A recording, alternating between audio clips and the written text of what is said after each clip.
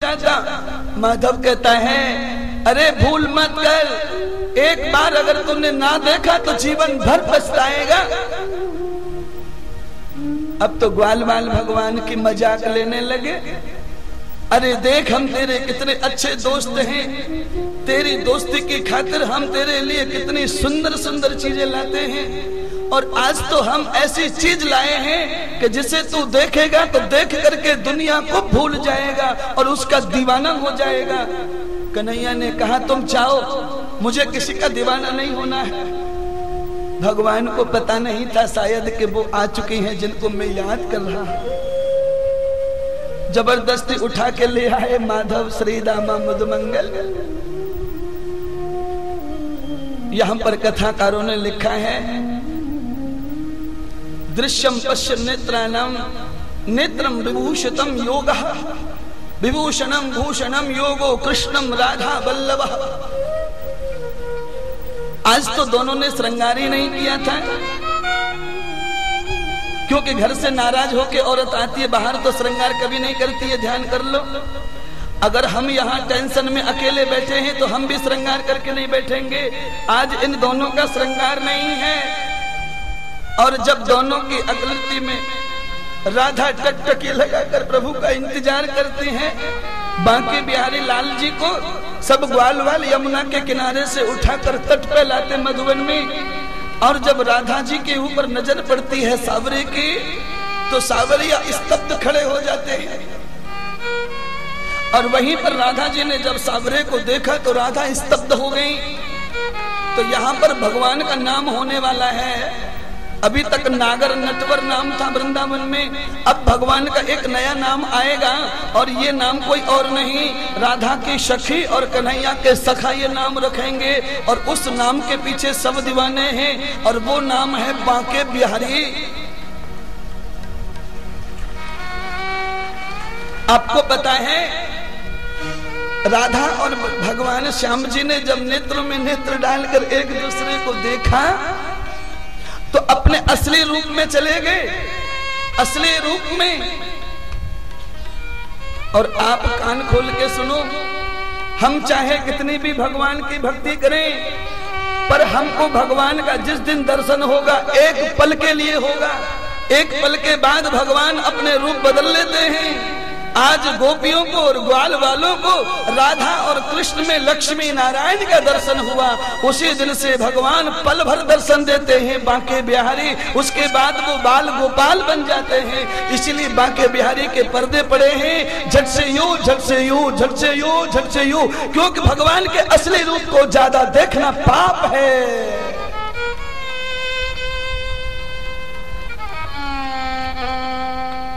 हम तो वृंदावन में कभी नहीं आए, आज आए हैं। जैसी व्याख्या हो रही है भगवान की वैसी कर रहे हैं, पर मुझे ऐसा लग रहा है अंदर से जो गद्दी से कहा जा रहा है भगवान के लिए वो बहुत अच्छा है।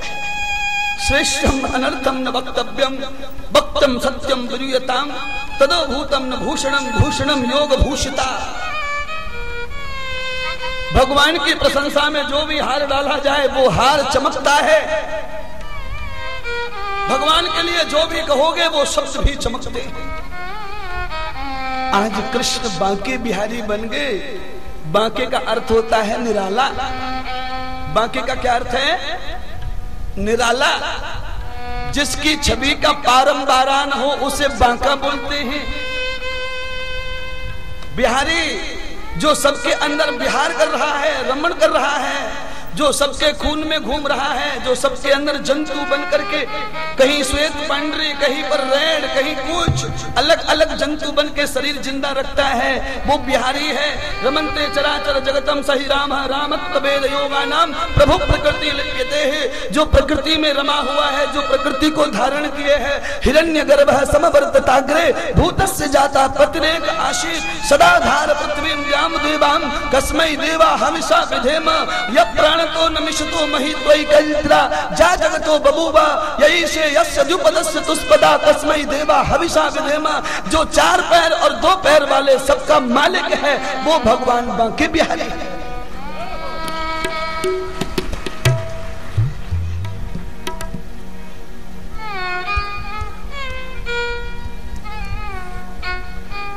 ये हो गया रास।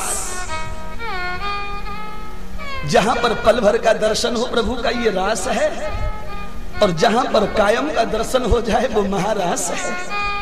महारास में व्यक्ति भगवान को नहीं ढूंढता, खुद भगवान बन जाता है, उसको महारास बोलते हैं। जहां पर भेद मिट जाए, जहां पर कोई न लड़की रहे न लड़का, जहां कोई जीव न रहे, वहां पर ब्रह्म दृष्टि हो गई। इसीलिए महारास में भगवान श्री कृष्ण ने पुरुष लिंग हटा लिया है और एक लिंग बना लिया, स्त्री लिंग। भगवान गोपियों के साथ में उन्हीं के रूप में रमण करते हैं। शंकर भगवान का यहाँ आगमन हुआ है। शंकर भगवान ने यहाँ राधा जी से दीक्षा ली है, गुरु बनाया है राधा जी को, और श्री राधा जी को गुरु बनाकर अपने जीवन को कृतार्थ किया है। क्योंकि सच कहूं मैं आपको तो इस सृष्टि को चलाने वाली आदि शक्ति भगवान है। और आदि शक्ति भगवान वो है जो आदि से व्यापक है, जो ब्रह्मा के पिता हैं, ब्रह्मा की माता हैं, विष्णु के पिता हैं, विष्णु की माता हैं, शंकर के पिता हैं, शंकर की माता हैं। इसीलिए उस आदि शक्ति को कहते हैं त्वमेव माता च पिता त्वमेव बन। रास महारास की लीला तो मैं बहुत लंबी सुनाता हूँ, हंसा हंसा कर, नचा नचा कर, रुला रुला कर सुनाता हूँ, पर समय का अभाव है। लीला को दर्शन मात्र श्रवण करते चलो। और अब कथा को गोवर्धन में ले चलो। केवल वृंदावन का तीर्थ करने से ब्रज तीर्थ नहीं होता, गोवर्धन की परिक्रमा भी करनी चाहिए। बोलिए श्री गिरिराज धरण की जय हो। इतने सारे रूप मैंने भगवान के बखाने हैं, तो मेरे नंद के लाला का एक रूप कृष्णमिंत वेदायाम तथो योग गोवर्धन, एक रूप भगवान का गोवर्धन भी है। भगवान ने गोवर्धन की प्रतिक्रिया बहुत अच्छी बताई है। वृंदावन के बीच में एक अच्छा राज खोल के जाना चाहता हूं। गोवर्धन वैसे तो एक व्यक्ति का नाम है ये, और उस व्यक्ति के पिता का नाम है द्रोणागिरि। द्रोणागिरि का पुत्र है गोवर्धन। भगवान श्री राम ने जब सेतु बनाया था लंका जाने के लिए, उस समय द्रोणागिरि पर्वत का ही सहारा लिया है और किसी दूसरे पर्वत को नहीं लगाया है समुद्र में। द्रोणागिरि पर्वत, उस समय उनका जो पुत्र गोवर्धन है ना, वो बहुत छोटा था, एकदम 1.25 साल का। अपने पिताजी के साथ में 1.25 साल का गोवर्धन राम जी की सेवा में उठ खड़ा हुआ। उसने कहा प्रभु मेरे पिताजी के साथ साथ मुझे भी कहीं सेवा में ले लो। गिरी से दीवाल बनाते समय द्रोणागिरि का पुत्र है गोवर्धन, टुकड़े भी लगाए जाते हैं। भगवान तब पूरी होती है। ऐसे बड़े बड़े पहाड़ों के साथ मुझ टुकड़े को ले लो, जिससे ब्रज पूरा हो जाएगा, सेतु बन जाएगा। राम जी ने इस बालक की सेवा की भावना को देखा तो आप सुनिए, 1.25 साल का बच्चा अगर कोई प्रणाम करता है ना मुझे या साधु को, तो मैं उसको प्रणाम करने से पहले ही उसके गाल पकड़ लेता हूँ और कहता हूँ बस हो गया, तुमने खाली इतना करने की इच्छा रखी है, इतना ही बहुत बड़ा प्रणाम है। आज गोवर्धन ने राम जी की सेवा की इच्छा जाहिर की तो राम जी ने उसी समय बच्चे को आशीर्वाद भी दिया और फल भी दे दिया। कहा है गोवर्धन ये तो त्रेता युग है, पर इसके बाद द्वापुर का आरंभ होगा, द्वापुर में मेरा आगमन भी होने वाला है। उस समय तक तुम बड़े हो जाओगे और जब तुम बड़े हो जाओगे तो मैं तुम्हारी सेवा नहीं लूंगा, और बिना सेवा के ही आज जो सेवा का भाव तुमने दिखाया है, इस भाव का फल मैं तुम्हें साक्षात दूंगा और मैं तुम्हारी पूजा करने आऊंगा और सारे ब्रजवासियों से तुम्हारी सेवा करवाऊंगा और तुम्हें अपने सम्मान के लिए मैं तुम्हारा नाम लेकर के संसार में भगवान बन के प्रतिष्ठित हो जाऊंगा। अच्छा अच्छा, ये कथा समझ में नहीं आ रही है तो अब इस कथा को दूसरी तरीके से समझ लो। त्रेता युग में लक्ष्मण बन के जिसने राम की सेवा की है, राम जी ने उनको बलराम बनाकर सेवा करने के लिए छोटे भाई का अवतार लिया। जिन जिन लोगों ने त्रेता युग में राम की सेवा की है, अब तो भगवान ने उनको सबको अपना बड़ा बनाया है और उनका ऋण चुकाने के लिए सेवा का धर्म निभाया है। तैयार हो जाओ। जो राम की सेवा में, जो कृष्ण की सेवा में, जो गुरु की सेवा में, जो भागवत की सेवा में, जो देश की सेवा में लग जाएंगे, उनको इस जन्म में नहीं तो अगले जन्म में अवश्य ही कीर्ति मिलेगी, सम्मान मिलेगा, प्रतिष्ठा मिलेगी, यश मिलेगा।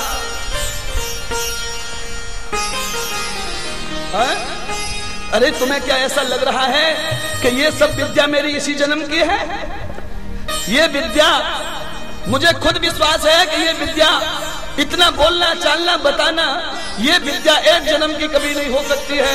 ये विद्या कम से कम 7 जन्मों की होगी, तब जाकर आदमी को इतना ज्ञान होता है, इतना वक्तव्य होता है, इतना अर्चन होता है, इतना स्वतंत्र होता है, वक्ता आजाद होता है। नहीं तो कथा करने वाले तो तुमने देखे हैं, एक जन्म का जिनको ज्ञान होता है वो डायरी को ऐसे चिपका के रखते हैं जैसे मधुमक्खी शहद को चिपका के रखती है। घने आकाश में उड़ने वाला पंछी है इंद्रदेव महाराज, इसीलिए तुम हिलते नहीं 6 घंटे 7 घंटे, आज तो 8 घंटे भी हिलेंगे नहीं, क्योंकि आज लास्ट है तो 9 बजे तक कथा चलेगी। पंडित जी लोगों का बीपी हाई हो गया 8 बजे सुन के। घबराओ मत, तुमको 6 बजे छोड़ देंगे। पंडितों को तो हम सम्मान करते, पंडितों से सेवा नहीं लेनी चाहिए, ज्यादा सेवा करनी चाहिए। भगवान कृष्ण ने पंडितों की सेवा की है, इसलिए हम भी सेवा करेंगे ब्राह्मणों की। पर एक ही प्रार्थना है, गुटखा छोड़ दो। सुदामा ने गुटखा नहीं खाया, इसलिए पैर धोए भगवान ने।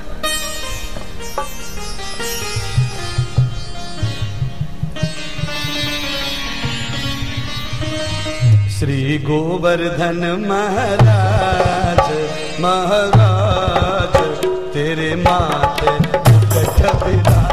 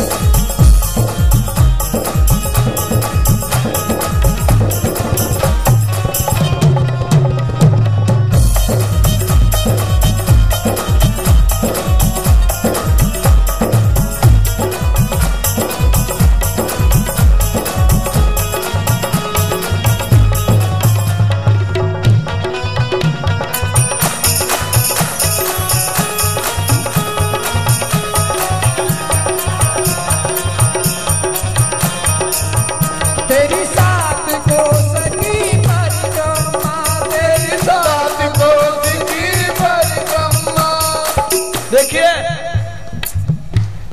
गोवर्धन भगवान की पूजा ऐसे नहीं होती है, मन से प्रैक्टिकल में होती है। तो पे दूध चढ़े, तो पे फूल चढ़े, तो पे पान चढ़े, तो पे फूल चढ़े,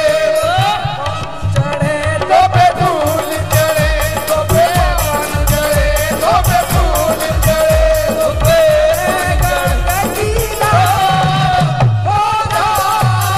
तेरे माथे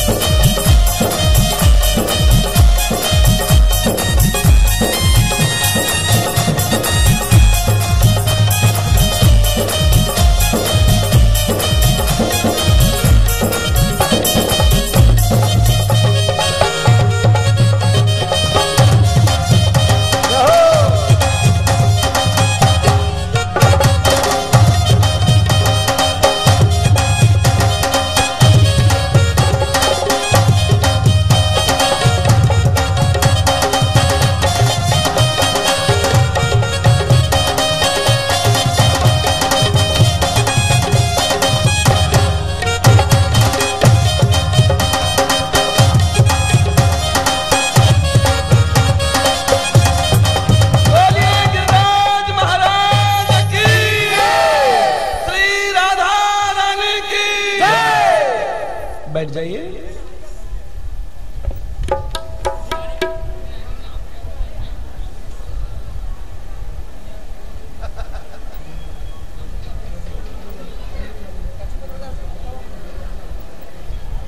भगवान की इस गोवर्धन की परंपरा कथा है और इस प्रमाणित कथा में भगवान की बहुत बड़ी लीला है। प्रभु ने गोवर्धन की कथा तो अभी मैंने आपको कहा, भगवान पर पिछले जन्मों की भक्ति का ऋण है भक्तों का। प्रभु ने उस ऋण को चुकाने के लिए यहाँ पर गोवर्धन का सम्मान किया है और इसमें सम्मान करने के लिए भगवान को अपमान भी करना है इस कथा में, और वो है इंद्र, स्वर्ग का राजा। ब्रज में कई वर्षों से अकाल दुख, गायों को पानी नहीं, इसलिए भगवान ने सोचा कि किसी को जिम्मेदारी दी है और उस जिम्मेदारी का दुरुपयोग करके अभिमान बढ़ा रहा है, उसको जरूर दंड मिलना चाहिए। तो भगवान ने आकाश में रहने वाले इंद्र को नीचे कटक लिया, धरती में पड़े हुए गिरिराज को ऊपर उठा दिया। सतगुरु कहते थे ब्रह्मानंद सरस्वती कि भगवान की यही तो लीला है। भगवान कहे तो बड़े दरखत को धरती में मिला दे और भगवान कहे तो तिनके को हवा से आकाश में पहुंचा दे। आज प्रभु ने वही लीला की, स्वर्ग में रहने वाले इंद्र को जमीन पे पटक लिया है और जमीन में पड़े उस टुकड़े को आकाश में प्रभु की जिस पर दृष्टि पड़ जाए वो पहाड़ नहीं भगवान बन जाता है। भगवान जिसे स्पर्श कर ले वो चेतन हो जाता है। राम जी के स्पर्श मात्र से अहिल्या पत्थर से चेतन हो गई, तो फिर ये पहाड़ क्यों नहीं चेतन हो जाएगा। राम की दृष्टि मात्र पड़नी चाहिए, सब कुछ तो चेतन होता है। जड़ दुनिया में है क्या, सब में जागृति है। मिट्टी भी चेतन है, पेड़ भी चेतन है। केवल आविष्कार करने का ज्ञान तुम्हें आना चाहिए। आज भगवान ने अभिमान दूर किया इंद्र का, गोवर्धन की लीला पूरी की है। और भैया भगवान 11 वर्ष के हो गए। अब भगवान को अपनी माँ देवकी की याद सताने लगी, क्योंकि भगवान माँ से वायदा करके आए थे, मैया जब मैं 11 वर्ष का होऊंगा तभी तुझे हथकड़ियों से छुड़ाऊंगा। आज प्रभु को अपना वचन पूरा करना है। प्रभु ने ऐसी लीला रची कि कंस की बुद्धि में अपने काका अर्थात अक्रूर जी को बिठा दिया। अक्रूर, क्रूर, अक्रूर, क्रूर, अक्रूर, ये दो विचार होते हैं। क्रूर विचार जो होता है वो क्रोधी विचार है, अक्रूर विचार जो होता है वो शांत विचार है। तो कभी कभी जो बहुत दुर्जन आदमी होता है, कभी कभी आधा 1 घंटे के लिए वो भी साधु जैसा हो जाता है, ये ध्यान कर लो। तो आज कंस अक्रूर के सहयोग में है। अक्रूर जी ने कंस को कहा, देखो महाराज, आपको अगर उस नंद के लाला को मारना है तो वहां शक्ति नहीं चलेगी तुम्हारी। अगर उसे मारना है तो युक्ति से मारो।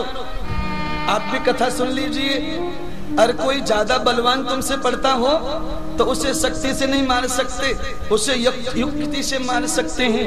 युक्ति, और युक्ति में भक्ति भी आती है, युक्ति में अनुष्ठान भी आता है। कोई भी विचारधारा से उसको मारा। तो अक्रूर जी से पूछा कंस ने, तुम ही बताओ कोई युक्ति, मुझे कुछ नहीं सूझ रहा। अक्रूर जी ने युक्ति के रूप में कहा, जब तक तुम अपने घर में यज्ञ अनुष्ठान नहीं करोगे तब तक तुम कृष्ण को मार नहीं सकते। अब समझ लो कथा। अगर तुम्हारे घर में कृष्ण को मारना है अर्थात उसे बस में करना है, अपने अधीन करना है, तो घर में यज्ञ की रचना करो। यज्ञो वै विष्णु, विष्णु वै यज्ञ, ध्रुवा दिग्विष्णु रधिपति कलमा सग्रीवो रक्षिता वीरुद ईशवः, योस्मान द्वेष्टियम वयम धिस्मस्ताम भोजम्बे दद्मः। यज्ञ करोगे तो न वो तुम्हारा दुश्मन रहेगा न तुम उसके दुश्मन रहेंगे। यो अस्मान यो माने जो, आसमान माने तुम, न वो न तुम। द्वेष्टियम, द्वेष्टियम माने न द्वेष वो करेगा न तुम करोगे। यज्ञ से द्वेष निकलता है, यज्ञ से ईर्ष्या निकलती है, यज्ञ से दुश्मनी निकलती है, यज्ञ से क्रोध निकलता है, यज्ञ से चिड़चिड़ापन निकलता है, यज्ञ से गुस्सा निकलता है, यज्ञ से शांति आती है, यज्ञ से प्रवृत्ति बदलती है, यज्ञ से सुहान आता है, यज्ञ से सहजता आती है। क्योंकि यज्ञ का फल है स्वर्ग, और स्वर्ग वही मिलता है, स्वर्ग वही भोगेगा जो शांत जिंदगी जिएगा। जो कटकट की जिंदगी जीता है वो स्वर्ग में रह के भी नरक का ही दर्शन करता है।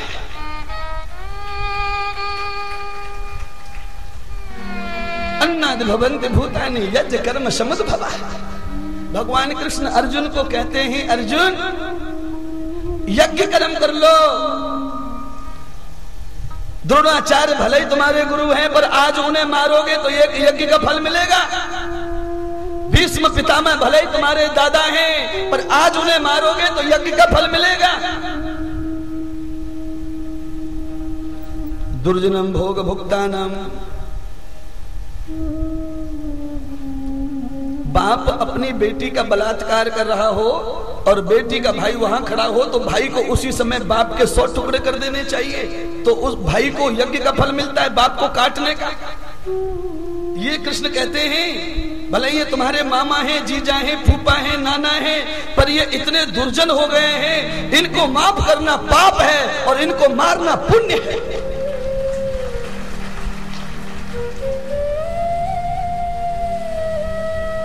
तो कथा को समझ के लीजिए। तुम दूसरे के लड़के को देखते हैं और कहते हैं वो बहुत खराब है, और अपना लड़का खराब हो तो भी छुपाते रहते। दूसरे के लड़के की बुराई को मत देखो, अपने लड़के को घर में बंद करके पीटो। अपना लड़का धुल पुछ के शुद्ध हो जाएगा तो बराबर तुम्हें उंगली करते आएगा। क्योंकि जब अपनी ही खाट टूटी है तो दूसरी की रस्सी की क्यों मजाक उड़ाते हो? पहले अपनी खटिया मजबूत करो, तब दूसरे की रस्सी के बारे में चर्चा करो। अपना सब लुटाए बैठे हो और दूसरे की चोरी का इंतजाम करते हो। बोलिए भागवत पुराण की। आज भगवान मथुरा पहुंचे हैं और मथुरा में आए भगवान, तो मथुरा में आके भगवान ने सबसे पहले तो एक दर्जी का उद्धार किया है। अब दर्जी का उद्धार कैसे किया जरा वो भी सुन लो। हमारे वृंदावन में भगवान की पोशाक बिकती है, आप देख रहे होंगे पूरा बाजार है पोशाक भगवान की। भागवत कहती है कि भगवान की पोशाक को कभी नहीं बिक्री करना चाहिए। भगवान की पोशाक में कितना कपड़ा लगता है? अगर आपने 100 मीटर कपड़ा ले लिया तो 1 लाख पोशाक बनेंगी भगवान की। अब 100 मीटर कपड़े में कितने पैसे जाएंगे आपके जरा सोचो। तो मथुरा में एक दर्जी है, भगवान ने उससे अपने कपड़े सिलवाए हैं। क्योंकि भगवान जब गए हैं ब्रज से मथुरा में तो ठाकुर जी के कपड़े अच्छे नहीं, और राजा के द्वार जाना है तो कपड़े पोजीशन में चाहिए। तो भगवान ने उससे कपड़े सिलवाए, और कपड़े सिलवाए तो दर्जी को रकम दी। दर्जी कहता है गोपाल मेरे और तुम्हारे पिताजी का रिश्ता अच्छा है, तुम नंद के लाला तो मेरे लाला तो बराबर हो। मैं तुम्हारे कपड़े सिलाई की अपनी सेवा समझता हूँ, मैं तुमसे रकम वसूल नहीं कर सकता। उसी समय भगवान कहते हैं कि आज के बाद जो भी टेलर जो भी दर्जी मेरे कपड़े मुफ्त में सिलेगा, मैं उसे वैकुंठ का वास और लक्ष्मी की सेवा का आदान करूंगा। इसीलिए हमारे ब्रज में टेलरों की बहुत सोना चांदी है। भगवान के आभूषण, एक पैंट में कपड़ा कितना लगता है उतनी कीमत का भगवान का इतना बड़ा आभूषण मिलता है। इतना छोटा सा व्यक्ति भगवान का वरदान है।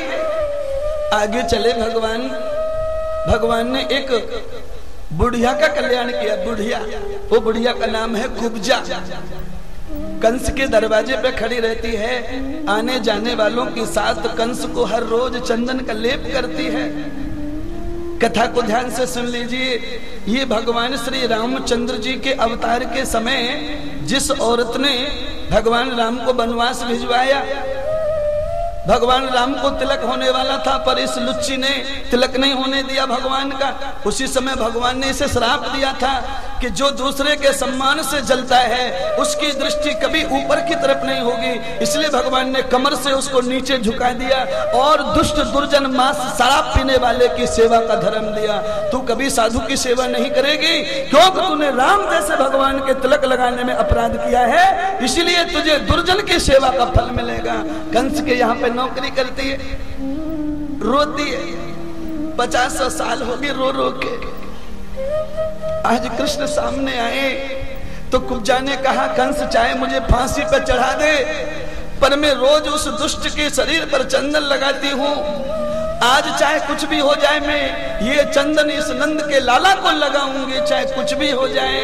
आज कुब्जा गई है, चंदन का कटोरा लिया, चांदी का था, उसमें से ठाकुर जी के माथे पे चंदन लगाया। सुखदेव कहते हैं हे राजा परीक्षित, जिस औरत ने त्रेता में चंदन की जगह तिलक जो होने वाला था उस तिलक में अविरोध बाधा डाली, आज भगवान ने उसके दुख को सुख में बदलने के लिए उसके हाथों से ही तिलक लगवाया। जब तक भगवान तुम्हारे अपराध को क्षमा नहीं करेगा, जब तक भगवान की सेवा में लौट के तुम दोबारा नहीं जाओगे।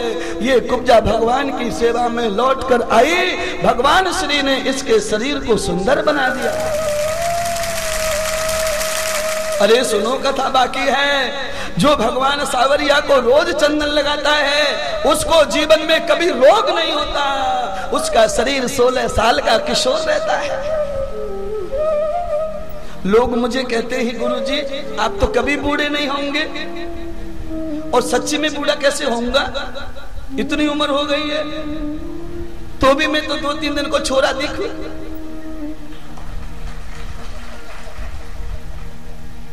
बूढ़ा होगा तुम्हारा बाप, मैं क्यों होगा, मैं नहीं हूं बूढ़ा।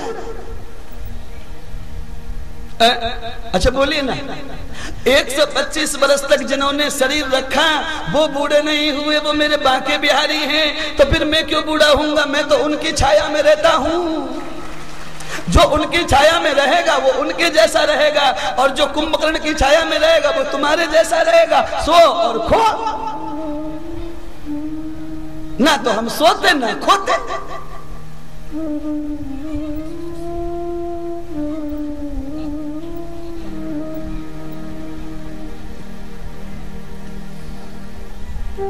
कंस के महल में चले गए राम जी।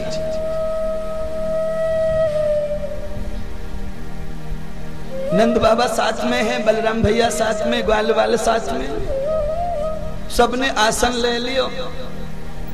कंस ने कहा नंद बाबा हमने सुना है कि तेरे बच्चे बड़े यशस्वी हैं। नंद बाबा कहने लगे भैया इसने कैसे सुन लिया, इसके विचार और नजर दोनों अच्छी नहीं है। हमारे घर के बारे में अगर इसे पता चल गया तो कल ही चोरी करवा देगा, इतना दुर्जन राजा है कंस। नंद बाबा कहते हैं महाराज मेरे बच्चों के तो दूध के भी दांत नहीं उखड़े, तो ये कहां से यशस्वी हो जाएंगे। अरे मैं सुनता हूँ रोजाना अखबार में पढ़ता हूँ कि बड़े बड़े राक्षसों को मार रहे हैं। नहीं नहीं महाराज आपने गलत सुन लिया है, मेरे बच्चे के नाम वाले बहुत लोग हैं ब्रज में, किसी और ने किया होगा, मेरे लाला ने कछु ना किया। नंद जी उसकी दुर्जनता से डरते हैं, क्योंकि वो इतना दुर्जन है कि उसने लाखों बच्चों को मार के नदी में बहा दिया, तो इन बच्चों को मारने में क्या देर लगेगी। अपने बच्चों को नंद जी मरवाना नहीं चाहते। फिर भी कंस ने कहा दरवाजे लगा दो महल के। जैसे ही दरवाजे लगाए गए महल के, नंद बाबा घबराने लगे।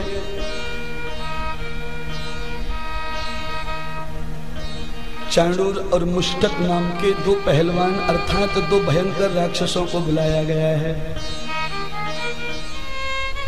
चांडूर किसे कहते हैं, जिसकी नीति चणुत है, यानी जो छल कपट से लोगों को लूटता है वो चांडूर है।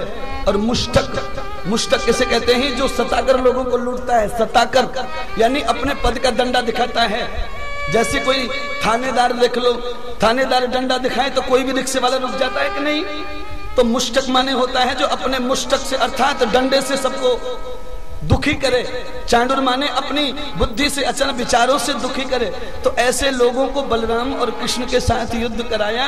तो यहाँ पर जब युद्ध हुआ है तो नंद बाबा घबरा करके चक्कर खा के गिर पड़े हैं। पर एक बात कथा में सुन लो, तुमने कभी न सुनी हो वो बात सुनाने वाला हूँ। जैसे ही नंद बाबा धरती पर चक्कर खा के गिरे घबरा कर, उसी समय नंद के मुंह से एक नाम निकला, और वो नाम है कौन सा? बोलिए संकट मोचन हनुमान जी महाराज की जय।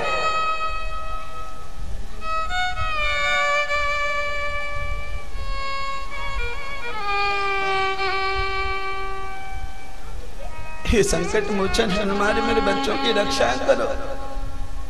यहाँ भी राम जी ने देखो हनुमान जी को कैसा वरदान दिया है।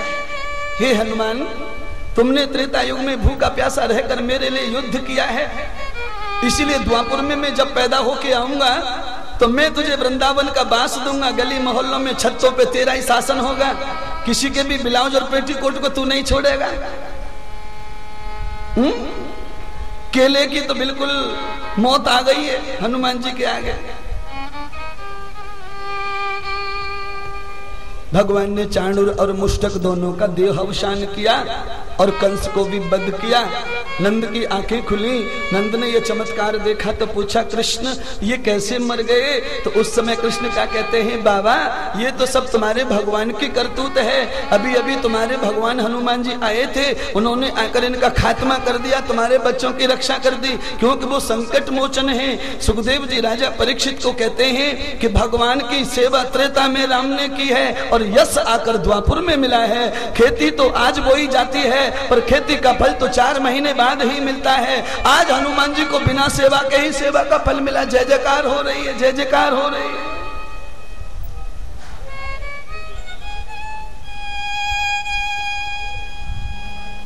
अपनी मम्मी पापा को छुड़ा लिया जेल में से, नाना जी को भी छुड़ा लिया, देवकी वसुदेव आजाद हो गए, उग्रसेन महाराज आजाद हुए। उसके बाद बलराम और कृष्ण दोनों 11 वर्ष के पूरे हो गए। जब 11 वर्ष पूर्ण हुआ, 12वां शुरू हुआ, उसी समय भगवान ने अपने पिताश्री से कहा बाबा अब मुझे गुरु बनवा दो, क्योंकि मैं बनिया का लाला हूं। अर्थात भगवान के 2 पिताजी हैं, एक तो यादव था जन्म देने वाला वसुदेव, और पालने वाला था बनिया नंद बाबा। तो भगवान वसुदेव जी को मानते नहीं थे, नंद जी को मानते थे, क्योंकि भागवत कहती है कि जन्म देने वाले से पालने वाला ही पिता होता है। जन्म तो कोई भी देके अनाथालय में छोड़ देता है, पर पालने वाला जो होता है वो उसके माँ बाप बनते हैं। तो आज यशोदा और नंद दोनों माँ बाप बने लाला के। तो उन्होंने कहा मैं बनिया का बच्चा बना हूँ धर्म से, इसीलिए मैं वैश्य का ही धर्म पालूंगा, और वैश्य के बच्चे को 11 वर्ष में दीक्षा गुरु करना चाहिए। आज मुझे गुरु करवा दो। कितना भाग्य अच्छा नंद जी का, ऐसा घर में बालक हुआ है जो खुद से गुरु बनाना चाहता है। जिन घरों में ऐसे बच्चे होते हैं जो गुरु बनाने के लिए जिद करते हैं, उन माता पिताओं को तो फ्री में ही कल्याण मिलेगा। जिनके बच्चे गुरु बनाने के लिए रो रहे हैं, उन माता पिताओं का भाग्य बड़ा अच्छा है। नंद जी ने कहा पुत्र, पूरे मथुरा में कोई गुरु नहीं है, पूरे वृंदावन में कोई गुरु नहीं है, पूरे ब्रज में कोई गुरु नहीं है, क्योंकि जब से कंस का शासन आया है यहाँ ब्राह्मण भी दुर्जन हो गए हैं। इसीलिए अब मैं गुरु कहाँ से लाऊं, मुझे गुरु चाहिए बाबा। तो बाबा चले ब्रजमंडल से 600 किलोमीटर दूर। 600 किलोमीटर दूर कहाँ चले बाबा? क्षिप्रा नदी के किनारे अवंतिकापुरी में चले गए। अवंतिकापुरी अर्थात महाकाले की नगरी, जहां पर केवल ज्ञान मिलता है। अब उस नगरी का नाम है उज्जैन नगरी। भगवान कृष्ण को गुरु मिला, 600 किलोमीटर दूर जाकर सांदीपनि ऋषि को गुरु बनाया है और वहां पर विद्या ग्रहण की, और वहां पर एक सुदामा नाम के ब्राह्मण के साथ में पवित्र मित्रता हुई। भगवान 11 वर्ष तक गुरु के सानिध्य में रहे। 11 दूना 22 वर्ष की उम्र प्रभु की हुई। सब पढ़ाइयों को पढ़कर भगवान मथुरा लौटे हैं, और वहां आकर भगवान को उग्रसेन महाराज ने मथुरा का राजा बना दिया है, और उग्रसेन ने रिटायरमेंट लिया। भगवान ने 4 वर्ष तक मथुरा का शासन किया है, और यहाँ पर 4 वर्ष में भगवान ने इतना दुख भोगा राजा बनके, जितना दुख एक लकुआ मारने वाला भोगता है। दूसरे की संपत्ति पर जो आदमी शासन करता है उसे कभी सुख नहीं मिलता। भगवान ने सोचा ये तो कंस की मालधानी है, ये तो कंस की राजधानी है, कंस ने पाप की कमाई रखी है, इस पाप की कमाई को मैं खाऊंगा तो रात को नींद नहीं आएगी। ऐसा सोच के प्रभु ने मथुरा अर्थात ब्रज का ही त्याग कर दिया, क्योंकि घर नहीं जाते माँ नाराज होती है, ब्रज में नहीं आते इसलिए राधा नाराज होती है। जब से राजा बने हैं सब रिश्तेदार रूठ गए हैं। भगवान ने कहा ऐसा धन किस काम का जिससे रिश्तेदार दूर हो जाएं। अरे रिश्तेदारों को दूर मत करो, धन को छोड़ दो, रिश्तेदारी जरूरी है, क्योंकि शमशान जाने के लिए धन काम नहीं आएगा, 4 रिश्तेदार काम आएंगे। धन पैसे के नोटों पे कंधे नहीं होते, कंधे रिश्तेदारों के होते हैं। इतना सोच के भगवान ने ब्रज का त्याग किया है और भगवान रातों रात चले गए समुद्र में। और वहां जाकर भगवान ने छोटी सी कुटिया बनाई है और उस कुटिया का शासन भगवान ने लिया है। भगवान के साथ 4 लोग गए, बलराम जी गए, अक्रूर जी गए, उद्धव जी गए और कन्हैया जी गए। इन 4 लोगों ने भगवान को जाकर के उस समुद्र के तट पर भगवान को अभिषेक किया है और वहां पर समुद्र की रेती का तिलक लगाया है और कहा हम 4 लोगों में तू हमारा राजा है। उसी समय भगवान वहां के राजा बन गए और उस समय भगवान का एक नाम और आया भागवत में, द्वारिकाधीश। अब आप हमसे सुनिए, भगवान की उम्र कितनी हो गई? 26 वर्ष। और 26 वर्ष को छोरो हो जाए तो जरा सोच लियो, फिर बात आगे की। समझ गए? ये 22 वर्ष के समझ गए, 26 वर्ष की बात है? मैंने बात कही 26 वर्ष के बाद में छोरा की हाल, तो देखो ये सबरे जवान छोरा हंस रहे, मन ही मन में लड्डुआ फोड़ रहे। क्या होएगा भैया 26 वर्ष के बाद?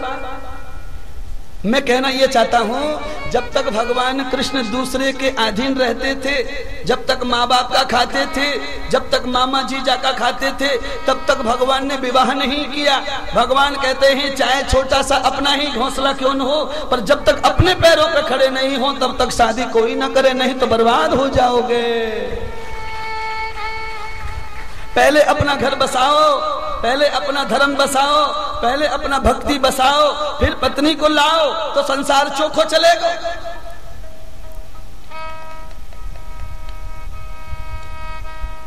कितने दुखी हैं लोग, बिना नौकरी के, बिना व्यापार के शादी कर ली तो मरे जा रहे, टूटे जा रहे, ऐसे ऐसे मोह हो गए, बिल्कुल सूखे केले जैसे हैं, गालों में बिल्कुल गूद रहे हो ही ना। छोरे सूखते जा रहे, सूखते जा रहे, क्योंकि सिवाय पत्नी के और कुछ खाने को है ही नहीं घर में, तो सूखेंगे ससुरे। कमाते नहीं तो दूध कहां से आएगा, कमाते नहीं तो बादाम कहां से आएंगे, कमाते नहीं तो अच्छा बिस्तर कहां से मिलेगा। 3 साल की गुदड़ी है, ससुरी में से बांस आ रही है, उसमें ही सो रहा। इसलिए भगवान कृष्ण की तरह पहले अच्छी कमाई करो, फिर कहीं जाके अपना अकेला घर बनाओ। पापा मम्मी का उसमें हिस्सा तो चाहिए, उनकी सेवा तो चाहिए, पर उनकी कमाई का घर नहीं होना चाहिए। जब तक अपनी कमाई से घर संसार ना बनाओ तब तक घर में रहने वाली लक्ष्मी मत लाओ, तब तक ब्रह्मचर्य का पालन करो। कन्हैया जी ने 26 वर्ष तक ब्रह्मचर्य का नैष्ठिक पालन किया। आज भगवान के सगाई वाले आए, माँ कब से खड़े भगवान, भगवान को पसीना छूट रहा शादी के चक्कर में। ए जी हमारे जजमान है वो सोच रहे गुरुजी के सामने शादी लग रही है, ये तो हमारा भाग्य है, पर ये दोबारा हो रही है, ये टेंशन है। और सच्ची बात तो यह है भैया नितिन पाटिल कि तेरी शादी में कहीं न कहीं थोड़ी बहुत कमी रह गई है, इसलिए भगवान ने यजमान बनने का फल दिया है, आज वो कमी पूरी हो जाएगी। बोलिए द्वारकानाथ भगवान की। विदर्भ राज्य के भीष्मक राजा अपनी पुत्री रुक्मिणी का संदेश लाए कृष्ण के पास। कृष्ण भगवान ने कहा शादी के मामले में अभी मैं कुछ नहीं बोलूंगा, क्योंकि मेरे बड़े भैया हैं, जब तक बड़े भैया आज्ञा नहीं देंगे तब तक मैं कुछ नहीं बोलता। रुक्मिणी के पिताजी कृष्ण के साथ शादी करना चाहते। रुक्मिणी का भाई कृष्ण को पसंद नहीं करता था, क्योंकि वो पसंद करता था शिशुपाल को, राक्षस को। बाप और बेटे में जमती नहीं, तो बाप का कम चलता है घर में, बेटा जवान हो जाए तो। बेटे ने जबरदस्ती शादी का निश्चय कर दिया, शिशुपाल के साथ सगाई करके आ गया और शिशुपाल बारात लेके भी पहुंच गया फटाफट। क्योंकि जो 2 नंबर के लोग होते हैं उनको फटाफट चाहिए सब, और जो 1 नंबर के लोग हैं वो कहते हैं सगाई कर दे, अब अगली साल करेंगे शादी। और जिनको डर रहता है वो भाई गांव वाले अच्छे नहीं है, कोई इधर उधर कर देगा, इसलिए 8 दिन में खेल खत्म। क्यों डरते हो? लड़की के लिए क्यों डरते हो भाई? ये लड़कियां तो चुटकी बजा के मिलती हैं यार। कम से कम अपने आप को हुनर बनाओ, अपने अंदर गुण बनाओ, अपने अंदर यश बनाओ, अपने अंदर कीर्ति बनाओ, अपने अंदर शोभा बनाओ, अपने अंदर सुंदरता बनाओ, अपने अंदर वैल्यू करो, अपनी क्वालिटी तैयार करो। हजारों लड़कियां मिलेंगी, पर एक लड़की के लिए भी जुगाड़ लगानी पड़ती है, सेटिंग। मामा मामा मौसा जी, हाँ जी, तुम ही करवा दो, तुम्हारा कोई होगा 60 गांठ मिला दो। कितनी सिफारिश कर रहा है बीवी के लिए। बोलिए सतगुरुदेव भगवान की जय हो। रुक्मिणी ने पत्र लिख दिया भगवान के लिए। भगवान पत्र पढ़कर रथ में बैठकर द्वारका से विदर्भ पहुंच गए।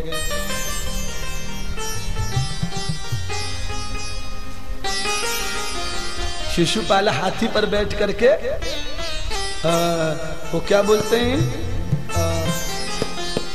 हमारी भाषा में तो उसको बरगोड़ा बोलते हैं महाराष्ट्र में, और हमारे ब्रज में उसको बोलते हैं निकरोसी, निकासी। अब ससुरी काशी है, तुम्हें क्या कर, अब समझ नहीं रहा है क्या? समझ गया। तो हाथी पर बैठा है, तो यहाँ पर शास्त्र क्या कहता है कि दूल्हे को हाथी पर कभी मत बिठाओ। दूल्हे के लिए हाथी अपशगुन होता है, क्योंकि हाथी जो है गणेश भगवान का रूप है, भगवान के कंधों पर बैठना अपराध है। इसलिए दूल्हे के लिए घोड़ा बनाया है, क्योंकि घोड़ा ही शक्ति का प्रतीक है। जब तक घोड़े पर बैठकर दूल्हा घोड़े को अपने हाथ से लड़की तक नहीं ले जाता, तब तक लड़के के बलवान और वीरता का समझता नहीं है। लड़का वही वीर माना जाता है जो घोड़े को दौड़ा कर लड़की को घोड़े पर बिठा के ससुराल में लाए। हाथी को तो कोई भी चला लेगा, क्योंकि हाथी को रास्ता नहीं दिखाना पड़ता। हाथी अपनी चाल चलता है, चाहे उसे कितने भी डंडे मारो। हाथी पर अपशगुन। हाथी पर बैठे दूल्हा राजा शिशुपाल भगवान आए हैं, रुक्मिणी को रथ में बिठा कर ले गए द्वारिका, और इधर हाथी और बैंड बज रहा है। रुक्मिणी भाग गई भाग गई भाग गई, शोर मचा। शिशुपाल, दंत्रवक्र, जरासंध, भामासुर जैसे राक्षस पीछा करते। बलराम जी ने युद्ध किया है, युद्ध में सबको पराजित कर दिया, सब प्राण बचा के भागे। रुक्मिणी के भाई को बंदी बनाकर द्वारका ले गए। शिशुपाल की भगनी हो गई, जसलसंध की भगनी हो गई, सब लोग भाग गए हैं। यशोदा बाबा, नंद बाबा, देवकी वसुदेव, इन सबको बुलाया गया। बृहस्पति ब्राह्मण को बुलाकर सुंदर मंडप बनाया गया, यज्ञशाला बनाई गई, सुंदर मुहूर्त हुए। आज भगवान श्री कृष्ण के विवाह की तैयारियां पूरी हुई। रुक्मिणी माता तो गोरी गोरी, इतनी गोरी कि उन पे हल्दी भी लगाने की जरूरत नहीं। बाल धुल लिए तो इतने लंबे बाल के एड़ियों तक जा रहे हैं। सब रुक्मिणी को देखें तो सब मोहित होते जाते, मोहित होते जाते। कन्या के लिए देखिए, विवाह से पहले कन्या के केस जरूर देख लो। जिस कन्या के केस नाभि से नीचे आते हो वही कन्या तुम्हारा घर अच्छा चलाएगी, और जो कन्याएं कान तक केस रखती हैं उनसे डरो। उनके स्वरूप में आकर्षण है, उनके स्वरूप में विलासता है, उनके स्वरूप में भोग है, उनके स्वरूप में वासना है, इसलिए डरो उनसे। सीता जी को देख लो, बाल कितने लंबे। दुर्गा जी को देख लो, बाल कितने लंबे। रुक्मिणी को देख लो, बाल कितने लंबे। और द्रौपदी को देख लो तो पसीना छूट जाएंगे, इतने बाल लंबे हैं कि 100 कौरवों का खून से ही स्नान करा दिया बालों को निचोड़ करके। इतने लंबे बाल द्रौपदी के, इसीलिए 5 पतियों की पत्नी रह के भी धर्म पत्नी कहलाए।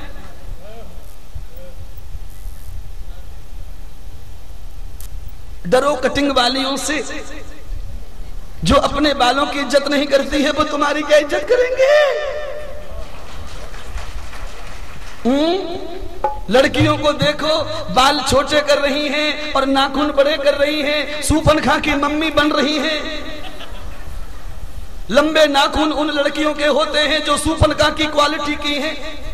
हमारी संस्कृति नहीं कहती कि नाखून बढ़ाओ। नाखून तो राक्षसों के होते हैं, नाखून बंदरों के होते हैं, नाखून शेर के होते हैं। अगर तुम्हें नाखून बढ़ाना है तो मांस खाने लग जाओ, फिर आशीर्वाद मिलेगा। इतने लंबे लंबे नाखून है, छोकरियों के स्टाइल मारती हैं।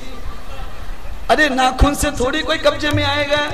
जितने लंबे नाखून उतनी हिंसक बनोगी। नाखून बढ़ाने के बाद पेट साफ नहीं होता, नाखून बढ़ाने के बाद माथे का दर्द कभी नहीं जाता। जिनके नाखून बड़े होते हैं उनके चेहरे पे मुहासे और कील निकलते रहते हैं। जिनके नाखून बड़े होते हैं उन्हें भूख कम लगती है। जिनके नाखून बड़े होते हैं उनकी बॉडी हमेशा गर्म रहती है। जिनके नाखून बड़े होते हैं उनके बाल ज्यादा झड़ते हैं। इसलिए नाखून छोटे रखेंगे तो बाल काले रहेंगे, सफेद नहीं होंगे, गालों पे लाल पीले दाग नहीं लगेंगे, पेट साफ रहेगा। और पेट साफ रहेगा तो सब साफ रहेगा। अब तो सब चोरियां कह रही हैं हम तो कल काट लेंगे।